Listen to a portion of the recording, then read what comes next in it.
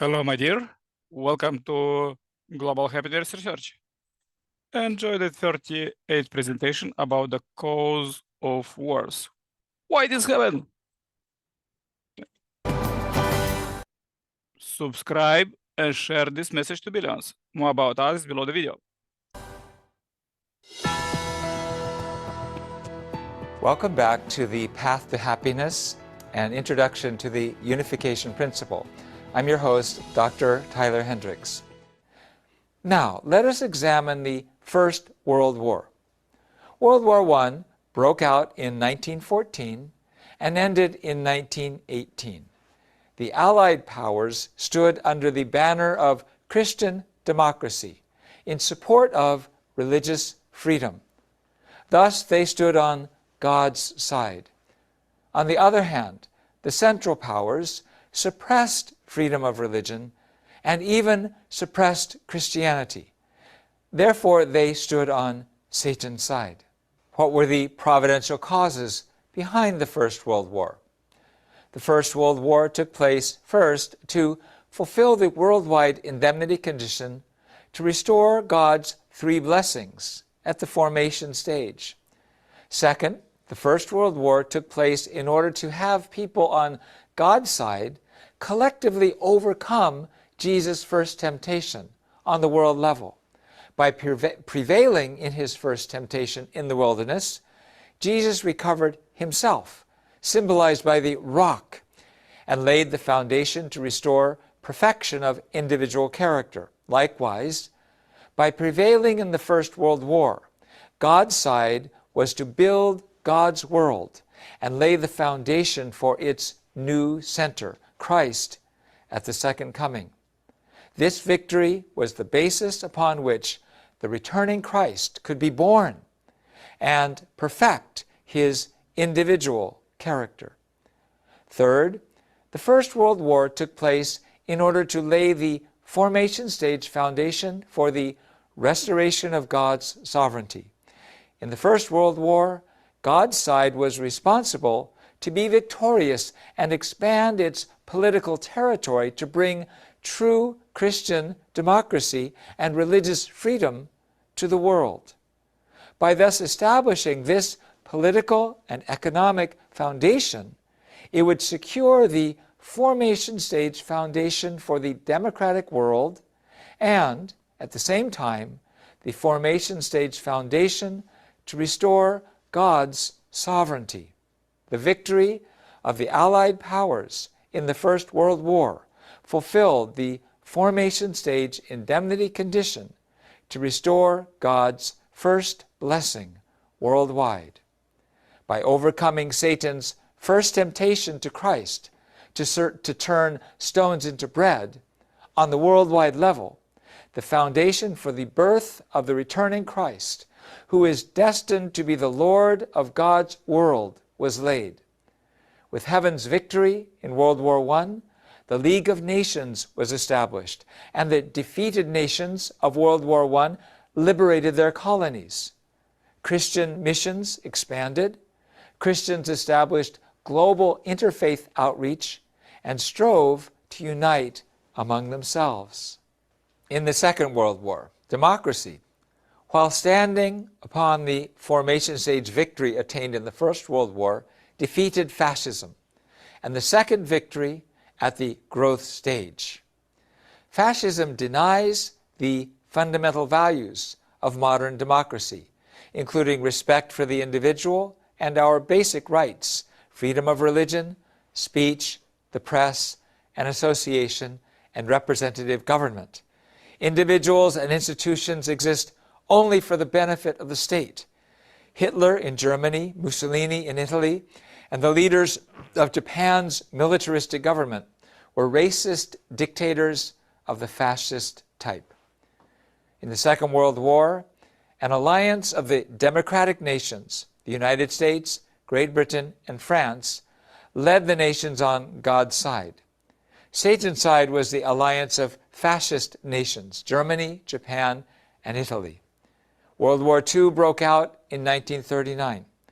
The Allies stood on God's side because they supported Christianity and religious freedom.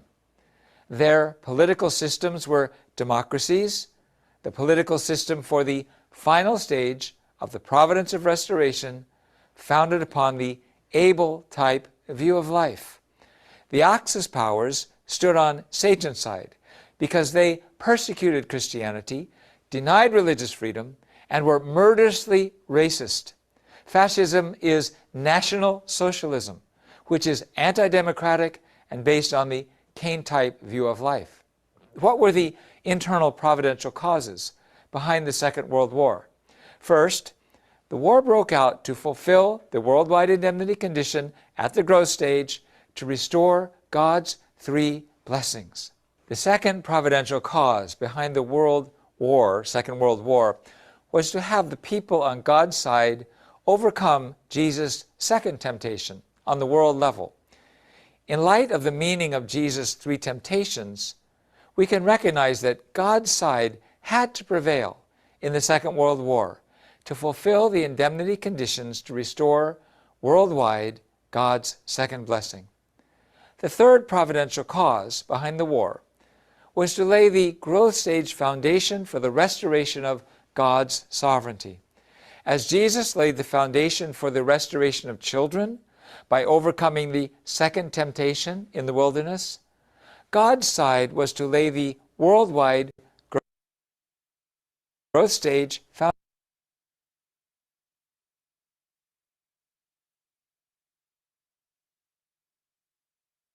Victorious nations voluntarily liberated their colonies. Now, we talked about the three world wars. How do we see the Third World War taking place? At the consummation of human history, Satan's side and God's side will both advance until they each attain sovereignty over a world. This is why the democratic world and the communist world stand confronting each other. Consequently, it is inevitable that there be a final struggle. First, to divide and then to unite these two worlds. The First and Second World Wars divided the globe into communist and democratic worlds. Afterward, yet another war must take place to bring about their harmonization. For ultimately, Hellenism and Hebraism represent the external and internal ideals for which all of humanity longs and which God created. This struggle is the Third World War. There are two ways it is being fought. One way is through armed conflict. The other way is as an internal ideological conflict, without the outbreak of armed hostilities, to bring the two worlds into unification. Whether the Third World War is ended by force of arms or as an ideological conflict depends upon the responsibility of the people who are serving the providence of God. Regardless, it is inevitable that this worldwide conflict take place. What are the internal providential causes behind the Third World War? First, the war has to take place to fulfill the worldwide indemnity condition at the completion stage to restore God's three great blessings. Second, the Third World War has to take place to have the people on God's side overcome Jesus' third temptation on the world level. As Jesus established the foundation to restore dominion over the creation by overcoming the third temptation in the wilderness, God must prevail in the Third World War to restore human beings' dominion over the entire universe. Third, the Third World War has to take place to lay the completion stage providence for the restoration of God's sovereignty. God's side must be victorious to overturn the communist world, restore religious freedom and the natural family, and return all sovereignty to God.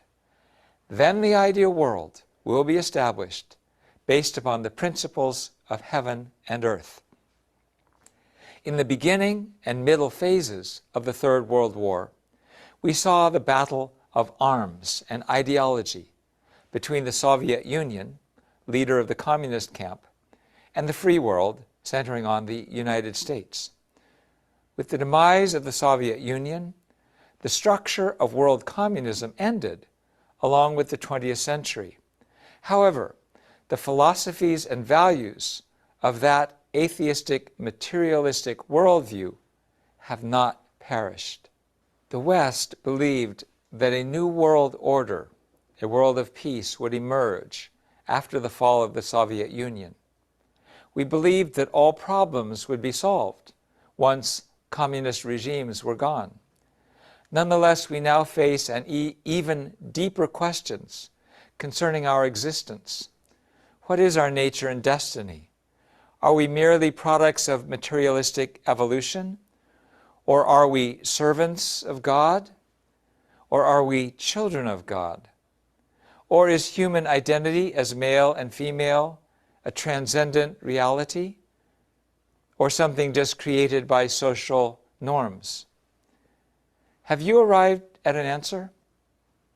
An Abel-type view of life will arise and answer all the questions of the Cain-type view of life that have developed throughout history. Atheism, racism, materialism, consumerism, the misuse of love, drug abuse, criminality, homosexualism, and so forth. The Messiah is the one who is to bring this new expression of truth, which unites as it transcends the right and left, Abel and Cain viewpoints. The new truth will empower us to establish an ideal world where God's ideal of creation is fulfilled. This world will be a worldwide family centered on God, a world of interdependence, mutual prosperity, and universally shared values founded in God. This world is one family under God, a world that blossoms and bears fruit of the culture of heart, a world that is governed not by judges and attorneys, but by God's love and truth. The last stage of the Third World War is a matter of culture and the ideas that shape it. We have to plant the view of life that every person is God's child, and that the way of God is to love our enemies and pray for those who persecute us.